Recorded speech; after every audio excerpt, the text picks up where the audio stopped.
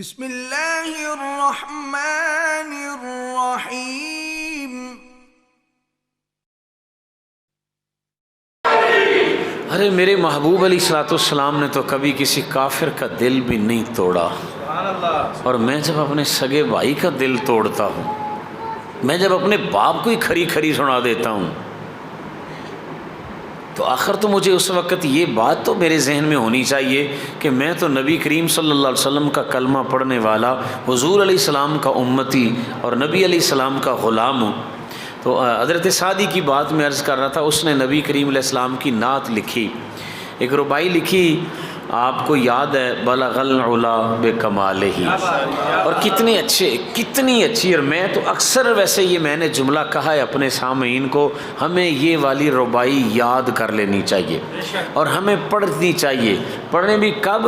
مسجد میں موقع بنے تب پڑھو، مائک پہ موقع بنے تب پڑھو، کبھی گھر میں تنہائی میں بیٹھ کے یار یہ بلغ العلا بکمالہ یہ والا پڑھو، اوپر رضائی لی ہے، اوپر کپڑا لیا ہے، اس وقت بھی پڑھو، اور ذہن میں یہ رکھو جن کی نعت پڑھ رہا ہوں نا سرکار سماعت فرما رہے ہیں، جن کی نعت پڑھ رہا ہوں نا آقا علیہ الصلوۃ والسلام بے خبر نہیں ہے، اس لیے کہ بے خبر ہو جو غلاموں سے وہ مولا کیا ہے، اور بندہ مٹ نہ جائے آقا پہ وہ بندہ کیا ہے۔ کبھی بندہ نعت پڑھے نا تو سنائے حضور علیہ الصلوۃ والسلام کو، تو لطف اسی نعت کے اندر ہے یار، کیف اسی نعت میں ہے۔ بعض اوقات بندہ مجمع میں نعت پڑھتا ہے، اور ہماری اپنی کیفیت ہے، علامہ صاحب بھی جانتے ہیں، علماء جانتے ہیں، ہم جب اپنی لائبریری میں بیٹھ کر کبھی کوئی کتاب پڑھتے ہیں نا حدیث پاک کی، کوئی مسئلہ کوئی حدیث ہی پڑھی نا، تو تنہائی میں بیٹھ کر جو کیفیت بن جاتی ہے نا، تنہائی میں بیٹھ کر آنکھوں میں آنسو چھلک رہے ہوتے ہیں، وہی بات جب سناتے ہیں تو وہ کیفیت نہیں بنتی، وہ کیفیت نہیں بنتی۔ اصل یہ ہے کہ یہ پتہ نہیں ہوتا کب سرکار کی نظر کرم ہونی ہے، یہ پتہ نہیں ہوتا نا کب۔ تو انہوں نے یہ لکھا، بلغ العلا بکمالہ کشف الدجی بجمالہ حسنت جمیع خصالہ۔ اب یہ تین مصرے لکھے تو چوتھا انہیں اب یاد نہیں آ رہا، اب کیا لکھوں، اب اس سے آگے کیا لکھوں، تینوں کے ساتھ ساتھ تشریف فرما دیں، ان کے ساتھ آگے لکھوں کیا؟ حضرت فرماتے ہیں ان کی تشریح، اور واقعی یہ کمال کے ہیں جی۔ اور اللہ کرے ہم اس طرح، ہمارا جو فی زمانہ نعتیہ سلسلہ ہے نا، وہ بھی اگر اسی طرح ہی ہو رہا کہ نعت ہوتی کیا ہے۔ اب اس لفظوں کو سمجھے ذرا، بلغ العلا بکمالہ، کیسا ہے حضور علیہ الصلوۃ والسلام کے اوصاف جس نعت میں ہے نا وہی نعت ہے، جس میں حضور کی باتیں نہیں، میں اپنی کروں۔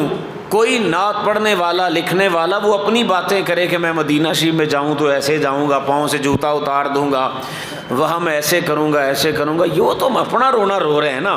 تو نعت کیا ہے؟ نعت یہی ہے جس کے اندر نبی پاک علیہ الصلوۃ والسلام کی مدحت سرائی ہوگی، حضور علیہ الصلوۃ والسلام کی شانیں، اور لکھا کہ یا اللہ یا رسول اللہ آپ کے کمالات کی تو حد ہی کوئی نہیں، اتنے اونچے آپ کے کمال، سبحان اللہ، اتنی کہ بندہ یوں نگاہ کر کے دیکھنا بھی چاہے نا تو بندہ نہیں دیکھ پاتا۔ بس یہ تصور کرے کہ معراج کی شب نبی کریم علیہ السلام اپنے نالین مقدس سمیت جب عرش معلیٰ کے اوپر تک پہنچ گئے، تو جہاں تک میرے مصطفیٰ کریم علیہ السلام کے مبارک جوڑے کی رسائی ہے، اب حضور علیہ السلام کے قدموں کے نیچے کل کائنات ہے، کل کائنات ہے حضور علیہ السلام کے قدموں کے نیچے۔ تو آپ فرماتے ہیں بلغ العلا بکمالہ، یہ حضور کے کمال ہیں۔ پوچھنے ہو تو پھر معراج کی شب حضرت جبریل سے ہی پوچھئے کہ جو نبی کریم علیہ الصلوۃ والسلام کو لینے کے لیے آئے ہیں نا، تو حضور علیہ السلام محو استراحت ہیں نیچے فرش پر۔ بعض روایتوں میں یہ بات ملتی ہے کہ نبی کریم علیہ الصلوۃ والسلام نے چارپائی کے اوپر بھی آرام فرمایا، حضور بیٹھے۔ اس دور میں یہ تصور تھا چارپائی والا، لیکن اکثر نبی کریم علیہ الصلوۃ والسلام نیچے فرش پہ آرام فرمایا کرتے تھے۔ اسے آج بھی ہم کہتے ہیں نا محمدی بسترا، فلان نہیں تو پھر تھلے جدو آئیے پھر اسی انہوں آنے ہاں محمدی بسترا۔ حضور علیہ السلام آرام فرما رہے ہیں نیچے فرش زمین پر۔ حضرت جبریل علیہ السلام آئے ہیں نبی علیہ السلام کو جگانا ہے۔ اب اللہ پاک سے عرض کی، یا اللہ تیرا محبوب تو محو استراحت ہے، کیسے جگاؤں؟ اللہ تعالیٰ نے فرمایا جبریل تجھے کافور کے ہونٹ اسی لیے دیے ہیں، قبل قدمئی ہے، ذرا جھکنا میرے مصطفیٰ کریم علیہ السلام کے طلبوں کو چوم۔ توجہ ہے نا سارے دوستوں کی؟ وہ کسی سریکی شاعر نے کہا تھا چمنا جو شرک ہوندا جبریل کیوں چمیندہ، وہ سریکی والا ہے نا، اور جبریل بھول گیا ہی تو خود خدا ہی چار رکیندہ، اللہ پاک ہی منع کرتا۔ اب سمجھئے اس بات کو ذرا سمجھنے کا ہے کہ حضور علیہ السلام نیچے تشریف فرما ہے، اور اگر کوئی ہستی نیچے ہے اور اس کے قدموں کو چومنا ہے تو سوچو پھر بندے کو کتنا جھکنا پڑے گا، کتنا جھکنا پڑے گا۔ اب یہ قلم کس کے ہاتھ میں ہے؟ میرے امام اعلیٰ حضرت فاضل بریلوی کے ہاتھ میں ہے۔ آپ نے جس قدر محتاط لکھا ہے نا وہ نقشہ بھی سارا سامنے ہے۔ آپ فرماتے ہیں تاج روح القدس کے موتی جسے سجدہ کرے، جبریل کا نام نہیں لیا، تاج یہ والا ہے، اور ان کے اوپر لگے ہیں جو موتی، نوری موتی لگے ہوئے ہیں۔ آپ فرماتے ہیں تاج روح القدس کے موتی جسے سجدہ کریں، اللہ اکبر، کتنا وقار رکھتی ہیں ایڑیاں۔ یہ نبی کریم علیہ الصلوۃ والسلام کے مبارک طلبوں کی، حضور علیہ الصلوۃ والسلام کے پائے مقدس کی یہ شان ہے۔ ارے صحیح بخاری شریف پڑھیے آپ، نبی کریم علیہ السلام نے فرمایا پہلی امتوں کے اندر یہی سلسلہ تھا کہ وہ اپنے معبد خانے میں جا کر عبادت کر سکتے تھے۔ جب سے میں دنیا میں بظاہر آیا ہوں، میری ولادت ہوئی ہے، تو نبی علیہ السلام نے فرمایا میرے قدم جب اس زمین پہ لگے ہیں نا، بظاہر تو لگے ہیں مکہ المکرمہ کی سرزمین پر، حجرہ سیدہ آمنہ کے اندر، لیکن آقا علیہ السلام فرماتے ہیں جعلت لی الارض مسجدا وطہورا، میرے قدم کی برکت سے اللہ نے ساری زمین کو ہی پاک کر دیا ہے۔ حضور علیہ السلام کا قدم لگے مکہ کی دھرتی پر، ساری زمین پاک ہو جائے، فرمایا جہاں بھی تمہیں نماز کا وقت ہو جائے تم پڑھ سکتے ہو، میرے قدموں کی برکت سے اللہ ذوالجلال نے ساری زمین کو مسجد بنا دی ہے۔ اب یہ حضور علیہ السلام کے ایک قدم کی برکت ہے۔ تو آگے چلیے ذرا، حضرت سعدی شرازی رحمۃ اللہ علیہ کہتے ہیں میں نے وہ ربائی پوری کرنی تھی، میں 3 شعر آئے، آگے آ ہی نہیں رہا۔ بلغ العلا بکمالہ کشف الدجا بجمالہ حسنت جمیع خصالہ۔ انہوں نے سارا دن میں سوچیا ابھی ہن اگے کیڑا کی لکھا، سارا دن سوچیا۔ اسی مولوی لوگ ہیں نا، ساڈی بھی ایک مجبوری ہوندی، کوئی اچھی بات ہمیں پڑھنے کو مل جائے نا، اچھی بات، تو پھر ہم یہ کرتے ہیں بھی اسی آنے ہن کدوں تقریر سنائیے، جمعہ آوے تے اسی یہ مسئلہ لوگوں بھی دسنا ہے، کیوں جی؟ اچھی بات کو پڑھ لینا، پھر خواہش ہوتی یار اب سنائیں، لوگوں کو بھی سنائیں، حضور کا فرمان ہے سنائیں۔ شاعروں کی مجبوری ہوتی ہے، وہ جب کچھ شعر اچھا بنا لیں نا، لکھ لیں، ان کی خواہش ہوتی ہے اب کنوں سناواں میں، کو بندہ ملے اسے سناؤں۔ حضرت سعدی کہتے ہیں میں نے نبی کریم علیہ السلام کی نعت لکھ رہا تھا، ربائی کے 3 مصرے آئے، چوتھا آ ہی نہیں رہا، بڑی پریشانی ہوئی، نماز عشاء پڑھی، بعد میں سوچتے رہے، سوچتے کہتے ہیں میری آنکھ لگی، تو جس محبوب کی نعت سوچ رہا تھا نا، میں سو جاؤں یا مصطفیٰ کہتے کہتے، کھلے آنکھ صلی اللہ کہتے کہتے۔ ارے حضور علیہ السلام کی ان محافل میلاد النبی میں آنے والوں، جب ہم جا کے سوئیں، سرکار دو عالم صلی اللہ علیہ وسلم کے لیے تو کچھ بھی بعید نہیں ہے نا۔ حضور اگر کرم فرما دیں، حضور علیہ الصلوۃ والسلام اگر کرم فرما دیں اور ہمیں نبی کریم علیہ الصلوۃ والسلام اپنا جلوہ خواب میں ہی کروا دیں، تو یقینی بات ہے ہمارا مقدر جاگ نہ جائے۔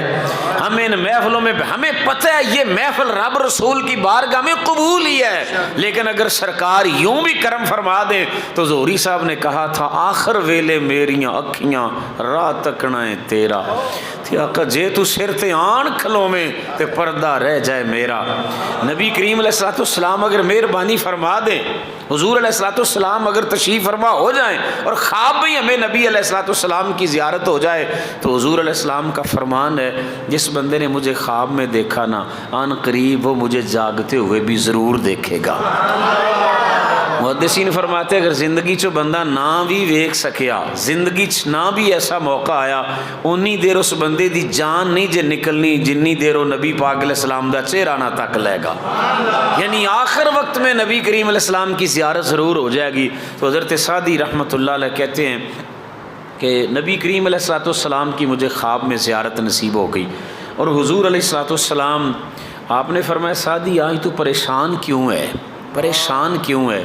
ایک بات کہتا ہوں یار سب کے لیے، اور شروع اپنے سے کرتا ہوں، کوئی میرے مصطفیٰ کریم علیہ السلام کی نعت پڑھنے والا اپنے آپ کو چھوٹا نہ سمجھے کہ میں چھوٹا نعت خواہوں، یہ نہ سمجھو کہ میں چھوٹا نعت خواہوں، ارے جو نعت میرے مصطفیٰ کی پڑھتا ہے یقین کر لو حضور علیہ السلام کی جو نعت پڑھتا ہے میرے مصطفیٰ کو سب خبر ہے، حضور علیہ السلام کو پتہ ہے کہ یہ بندہ میری نعت پڑھ رہا ہے۔ اب حضور علیہ السلام فرمایا سعدی کیوں پریشان ہے؟ یا رسول اللہ اس لیے پریشان ہوں، اس لیے پریشان ہوں، یہ 3 مصرے لکھے ہیں، آگے کو مصرع بن نہیں پا رہا۔ تو حضور علیہ السلام نے فرمایا پھر مجھے سناؤ 3 کون سے لکھے ہیں؟ سبحان اللہ۔ انہوں نے سنا دیا یا رسول اللہ یہ لکھا ہے بلغ العلا بکمالہ کشف الدجا بجمالہ حسن الجمیع خصالہ۔ تو حضور علیہ السلام نے فرمایا آگے لکھو پھر صلو علیہ، سارے آنکھوں ذرا صلو علیہ، صلو علیہ۔ اب اس سے یہ سمجھ نہیں آئی بات کہ نبی پاک علیہ السلام کو یہ عمل کتنا پسند ہے کہ میرا امتی میرے اوپر درود و سلام پڑھے، اور فقط میرے اوپر ہی نہ پڑھے وہ آل ہی، جہاں میرے اوپر پڑھے میری آل کے اوپر بھی درود و سلام پڑھے۔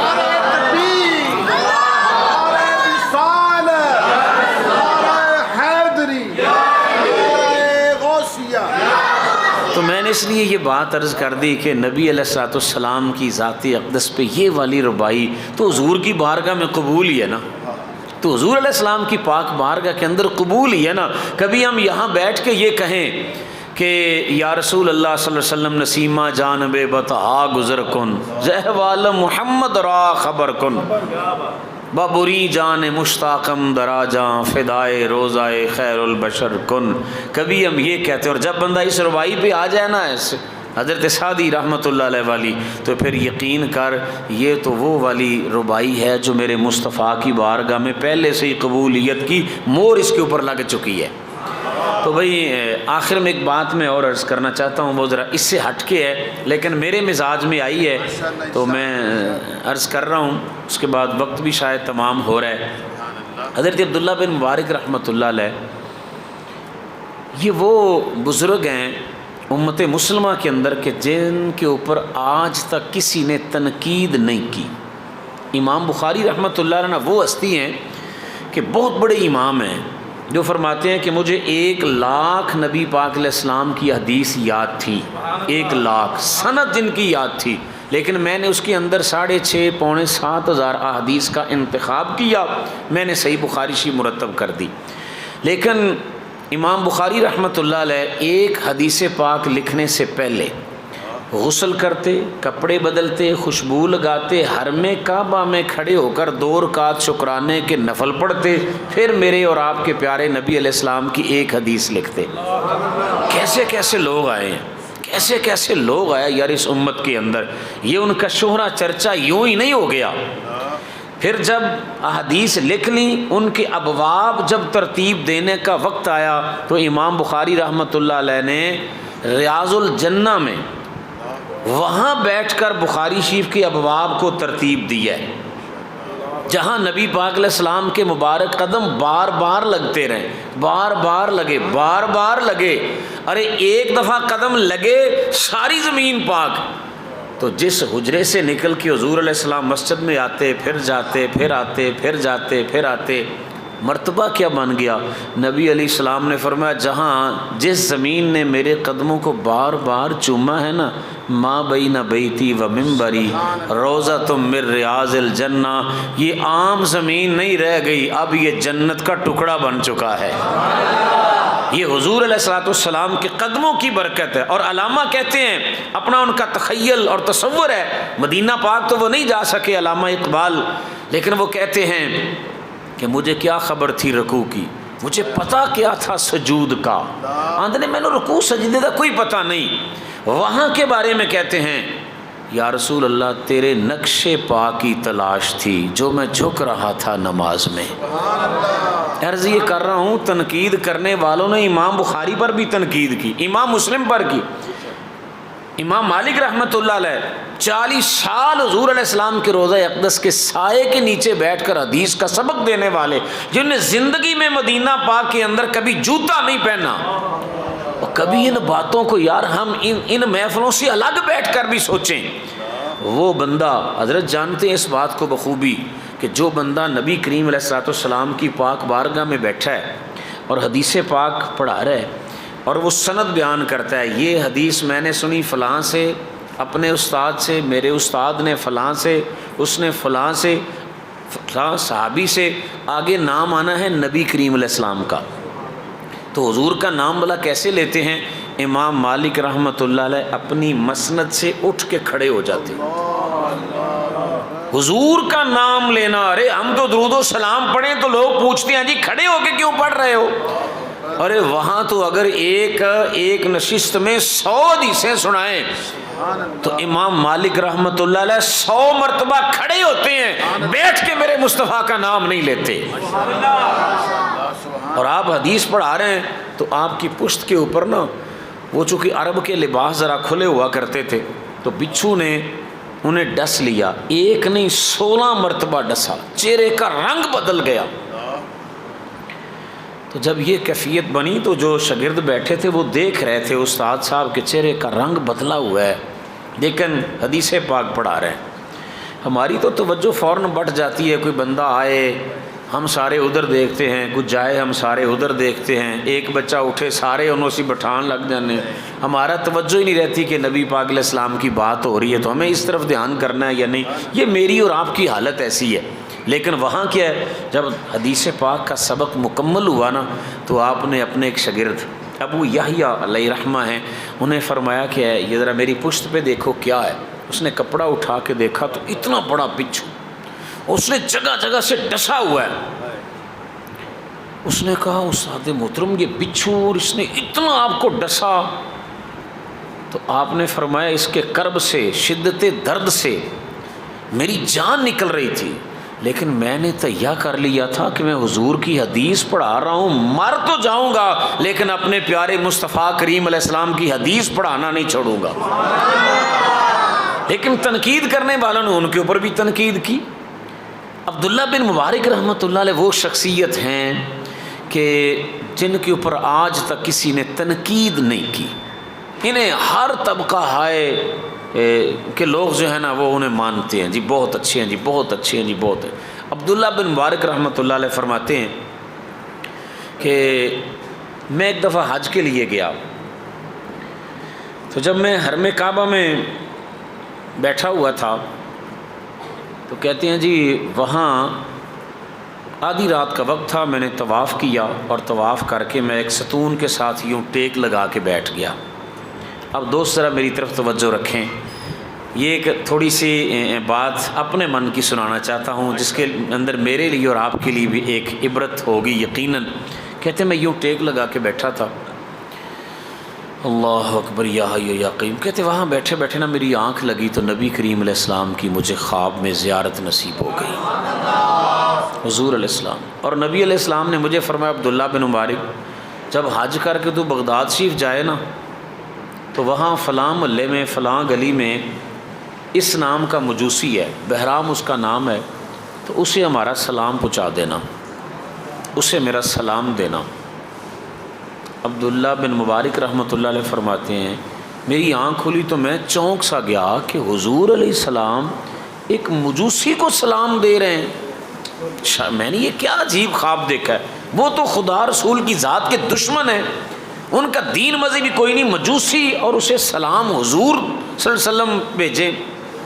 کہتے ہیں میں اٹھا اور میں اٹھ کے وضو کیا، بیت اللہ الکریم کا طواف کیا اور طواف کعبہ کر کے نا میں تھوڑی دیر کو پڑھتا رہا، میں اسی جگہ پھر یوں آ کے بیٹھا، اللہ کی قدرت ایسی ہوئی میری پھر آنکھ لگی اور نبی علیہ السلام کی مجھے پھر خواب میں زیارت نصیب ہو گئی۔ حضور علیہ السلام نے وہی جملے مجھے پھر فرمائے کہ فلاں نام کا یہودی ہے، بغداد میں رہتا ہے، جب حج کر کے جائے نا اسے میرا سلام پہنچا دینا۔ کہتے ہیں پھر میری آنکھ کھلی تو میرے پھر تعجب اور بڑھا۔ کہتے ہیں میں تیسری مرتبہ پھر اسی طرح اٹھ کے وضو کیا، طواف کیا، بالکل تہجد کا وقت ہو چکا تھا، پھر لیٹا۔ تیسری مرتبہ بھی نبی کریم علیہ الصلوۃ والسلام کی خواب میں زیارت ہوئی اور حضور علیہ السلام نے مجھے وہی والے جملے پھر کہے۔ کہتے اب میں نے حج پڑھا، حج کے بعد جلدی میں مدینہ پاک میں حاضری دی اور میں بغداد شریف آ گیا تاکہ میں اس بندے کو ملوں جسے نبی کریم علیہ الصلوۃ والسلام کی پاک بارگاہ سے سلام آیا ہے۔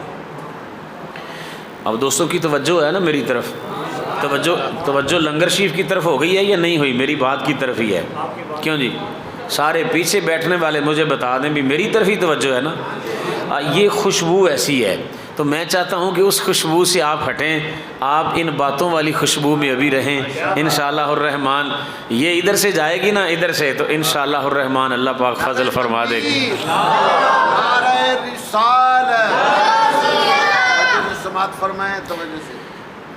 کہتے ہیں میں بغداد شریف میں اپنے گھر کے اندر اپنا جلدی سے سامان رکھا اور سامان رکھ کے میں اس بندے کو تلاش کرنے نکلا۔ وہ محلہ پوچھا، وہ گلی پوچھی، نام پوچھا اس گلی میں جا کر، تو مجھے لوگوں نے بتایا کہ فلاں گھر ہے، وہ تو بڑا امیر آدمی ہے اور وہ تو کسی مسلمان سے ملتا نہیں، اس کو تو بڑا دشمن ہے اللہ تعالیٰ کا، کوئی نام اس کے سامنے لے تو بہرام مجوسی رہتا ہے۔ کہتا ہے عبداللہ بن مبارک نے فرمایا میں اس کے دروازے پر گیا، دستک دی، ایک 75 سال یا 80 سال کا بوڑھا بندہ باہر نکلا۔ میں نے اس سے پوچھا کہ تیرا نام کیا؟ اس نے کہا میرا نام بہرام مجوسی ہے۔ میں نے کہا تیرے ساتھ ذرا تھوڑی سی بات کرنی ہے، بیٹھنا ہے۔ کہاں بیٹھیں گے؟ اس نے کہا کہ ایسے کریں آپ میرے گھر کے آنگن میں آ جائیں، یہاں بیٹھتے ہیں، باتیں کر لیتے ہیں۔ کہتا ہے اس کی اجازت سے میں اس کے گھر میں چلا گیا۔ میں نے کہا کہ میں بڑی دور سے آیا ہوں اور پوچھنا یہ چاہتا ہوں کہ تیری زندگی کی کوئی نیکی جسے تو سمجھتا ہے کہ میں نے یہ بہت اچھا کام کیا ہے، مجھے وہ بتا۔ اس نے سوچ کے کہا جی اور کوئی میری نیکی کیا ہو سکتی ہے؟ یہ ہے کہ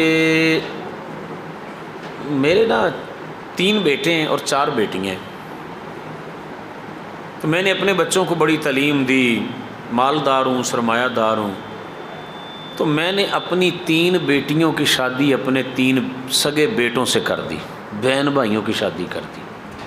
آپ فرماتے ہیں میں چونک گیا، میں تجھ سے نیکی پوچھ رہا ہوں اور تو نے یہ کیا غضب کیا ہے؟ اچھا اور کوئی بات؟ اس نے پھر کہا کہ جو میری 4تھی بیٹی تھی نا، اس کے لیے مجھے کوئی مناسب رشتہ نہ ملا تو اس کے ساتھ میں نے اپنا نکاح کر لیا۔ عبداللہ بن مبارک فرماتے ہیں میرے تو نکل پسینے گئے، خدایا یہ بندہ کون ہے؟ اور مجھے نبی کریم علیہ السلام کی پاک بارگاہ سے یہ حکم ملا ہے کہ میں اسے سلام دوں اور حضور کا سلام پہنچانا ہے۔ اچھا بھی اور کوئی بات؟ اس نے کہا ایک بات اور مجھے یاد میں آتی ہے کہ جس دن میں نے اپنی بیٹی سے اپنا نکاح کیا تھا نا، تو ولیمے کے اندر میں نے 1000 مجوسی اپنے ہم مذہب لوگوں کو بلایا، اور وہ جب ولیمہ ختم ہوا تو شام ہو گئی، رات کا اندھیرا ہوا، تو کہنے لگا کہ میرے دروازے پہ دستک ہوئی۔ میں نے دروازہ کھول کر دیکھا کہ ایک ادھیڑ عمر کی عورت اپنے ہاتھ میں چراغ لے کے کھڑی تھی، اور مجھ سے کہنے لگی کہ بھائی میرے گھر میں نا کوئی دیا وغیرہ یا آگ نہیں ہے، تو میرا چراغ روشن کرنے کے لیے مجھے تھوڑی آگ دے دیں، میرا چراغ جل جائے۔ تو کہتے ہیں میں نے اس کا چراغ دیا، وہ جلا دیا، وہ چلی گئی۔ 2 4 5 منٹ گزرے تھے کہ وہ عورت پھر اسی طرح میرے دروازے پر آئی، اس نے دستک دی، میں نے دروازہ کھولا تو وہی عورت پھر کھڑی ہے۔ میں نے اس سے پوچھا کہ اب کیسی ہے؟ اس نے کہا میں جا رہی تھی، ہوا کا جھونکا آیا، میرا چراغ بجھ گیا، اس سے مہربانی کرو دوبارہ روشن کر دو۔ کہتے میں نے پھر اس کا چراغ روشن کر دیا، وہ عورت چلی گئی۔ 5 منٹ نہیں گزرے تھے، وہ پھر دروازے پہ دستک ہوئی، میں نے دروازہ کھولا، اس عورت کے ہاتھ میں چراغ اسی طرح پکڑا ہے، اور وہ کہتی کہ اسے روشن کر دو۔ کہتے میں نے اسے چراغ تو روشن کر دیا، لیکن میرے دل میں تھوڑا سا کھٹکا پیدا ہوا کہ کہیں یہ مسلمان عورت ہے اور یہ باقی لوگوں نے شاید اسے جاسوسی کے طور پر میرے گھر میں بھیجا ہے کہ تو پتہ کر۔ تو میں اب اس عورت کی جاسوسی میں کرتا ہوں۔ وہ مجوسی کہنے لگا کہ یہ بات وہ سنا رہا ہے عبداللہ بن مبارک رحمۃ اللہ علیہ، کہنے لگا میں اس عورت کے پیچھے پیچھے ہو گیا۔ وہ چلتے چلتے چلتے چلتے اپنے گھر میں گئی، اور اس دور کے جو گھر تھے وہ اتنے بڑے بڑے محلات تو تھے نہیں، چھوٹی چھوٹی دیواریں، پھر ایک گھر یہاں ہے تو دوسرا تھوڑا دور، تیسرا تھوڑا دور، اس طرح، اور دیواریں اتنی ہوا کرتی تھیں کہ بندہ کم از کم اپنے گھر میں بیٹھا ہو تو نظر نہ آئے۔